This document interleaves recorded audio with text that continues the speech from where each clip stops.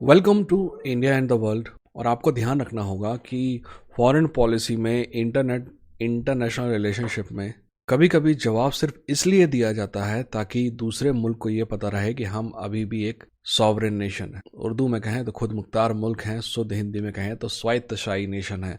कहने का मतलब यह है कि हमारी पॉलिसी दूसरे किसी देश के द्वारा इन्फ्लुएंस नहीं की जा सकती। हम अपने डिसीजन खुद लेते हैं। ये सब ज़रूरी है जवाब देने। जब आप जवाब देते हैं तो पता चलता है कि भाई आप सुनोगे नहीं किसी की, वही काम करोगे जो आपके देश के लिए ज़रूरी है। फिर भी आजकल हम देख रहे हैं कि आजकल नहीं, वैसे पिछले कुछ सालों से मैं देख रहा हूँ लगातार कि हम अमेरिका को जवाब नहीं देते। पहले एक समय था जब हमारी एक छोटी सी डिप्लोमेट को अमेरिका ने बदतमीजी पेश की थी तो हमने अमेरिका की जो एम्बेसी है उसके सामने से सुरक्षा हटा ली थी, उसके कर्मचारियों को इंडिया से वापस भेज दिया था। ज़्यादा पुरानी बात नहीं है, मैं जिंदा था तब। आप ठीक है ना।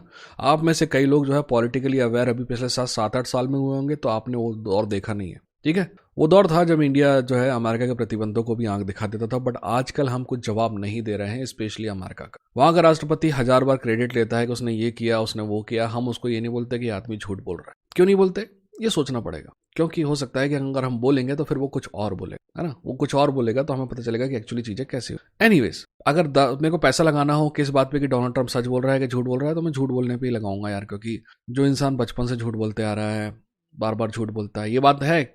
मैं ये नहीं मानता कि डोनाल्ड ट्रंप, कमाला हैरिस या फिर हिलरी क्लिंटन से बदतर है। मैं ये नहीं मानता। मेरा मानना है कि तीनों के तीनों ही, और जो बाइडन को भी आप जोड़ लीजिए, तीनों के तीनों ही ह्यूमैनिटी के लिए अच्छे लोग नहीं है, चारों के चारों। ठीक है, तो मैं ऐसा मत समझिए कि मैं इसके खिलाफ बोल रहा हूँ तो दूसरों के पक्ष में नहीं।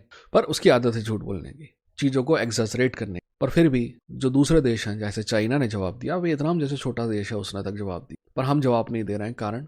कारण बहुत सिंपल सा है। मैं आपको बताता, पहले बात मैं बताता हूँ कि कारण क्या है, और फिर मैं एक्चुअली एनालिटिकल तरीके से जवाब देने की कोशिश करता हूँ, एक एक शब्द का, एक एक लाइन का, है ना। I hope that make sense. ठीक, तो कारण देखिए, कारण जो है वो दो लॉबी है जिनकी वजह से हम अमेरिका से ज़्यादा बकचोदी करते नहीं आजकल। पहला वो लॉबी है जो अजीब सा है। बोलो तो दुनिया में वो जो लॉबी है ना, वो कुछ और काम करती है, बट इंडिया के लिए वो लॉबी जो है ना कुछ और काम करती है। मैं आपको समझाता हूँ। मैं 2 एग्जांपल देता हूँ, इजरायली लॉबी और चाइनीज़ लॉबी। ये जो चाइनीज सिटीजन है और जो इजरायली सिटीजन है जो अमेरिका में रह रहे हैं, प्रवासी, जो डायस्पोरा जिनको कहा जाता है, ये डायस्पोरा अपने देश के लिए सही नीति के लिए अमेरिकन जो लेजिस्लेटर है उन पर दबाव डालते हैं और अपने देश के लिए अच्छी अच्छी चीज़ें लेके आते हैं अमेरिका। हमारी भी बहुत बड़ी संख्या में लोग हैं, इसराइल से कहीं ज़्यादा बड़ी संख्या में लोग हमारे हैं अमेरिका में। चाइना के बाद हम दूसरी अप्रवासी लॉबी हैं, लॉबी नहीं, दूसरी अप्रवासी जनसंख्या है।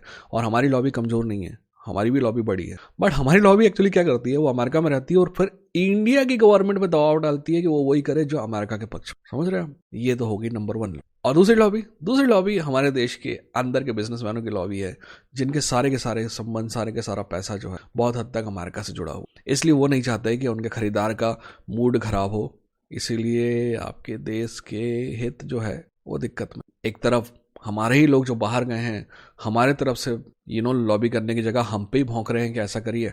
दूसरी तरफ हमारे ही लोग हैं जो बिजनेस कर रहे हैं अमेरिका के साथ, तो बोलते हैं भाई हमारा जो खरीदार है, हमारा ग्राहक है, वो नाराज हो जाएगा, आप उसको नाराज। तो मैं समझ सकता हूँ सरकार की मजबूरी, पर आपकी मेरी तो कोई मजबूरी नहीं है ना, हम तो जवाब दे सकते हैं ना। So this is my answer to American so called president. वैसे पाकिस्तान में एक परमानेंट स्टेट है, इस बारे में कोई बात करेंगे कि दुनिया के किन देशों में एक परमानेंट स्टेट होता है जहां पे वो सरकार वही चलाते हैं। अमेरिका में भी सरकार परमानेंट स्टेट ही चलाती है, चाहे राष्ट्रपति कोई हो, और पाकिस्तान